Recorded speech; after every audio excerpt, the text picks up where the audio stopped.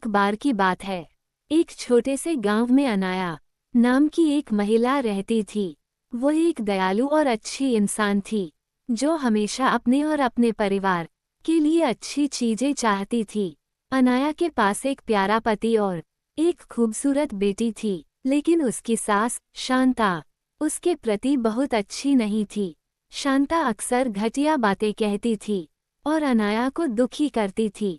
एक दिन जब अनाया बाजार में घूम रही थी, तो उसे एक विशेष दुकान मिली। दुकानदार एक बूढ़ा और बुद्धिमान व्यक्ति था। अनाया ने उससे कहा कि वो खुश रहना चाहती है और चाहती है कि उसके साथ अच्छी चीजें हों, भले ही उसकी सास निर्दयी थी। दुकानदार मुस्कुराया और उसे एक अनोखी साड़ी दिखाई। उन्होंने कहा कि यह जादुई साड़ी है और यह उसके जीवन में सौभाग्य और खुशियां लाएगा। अनाया ने जादुई साड़ी खरीदने का फैसला किया और तुरंत उसे पहन लिया।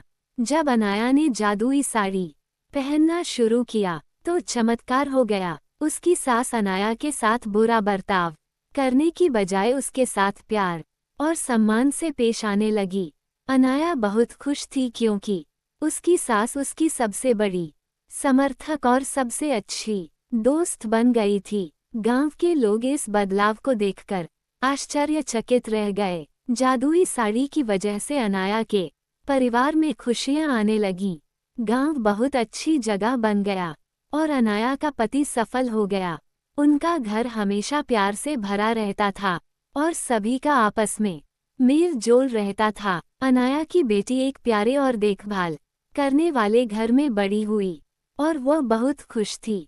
जादुई साड़ी की कहानी दूर दूर तक फैल गई और लोगों को दया और क्षमा का महत्व सिखाया। अनाया बहादुरी का प्रतीक बन गई और उसने सभी को दिखाया कि दयालु होने से बड़ा बदलाव आ सकता है, चाहे चीजें कितनी भी कठिन क्यों न लगे। और इस तरह जादुई साड़ी के साथ मिलने वाली अच्छी चीजों का आनंद लेते हुए गांव हमेशा खुशहाल रहने लगा।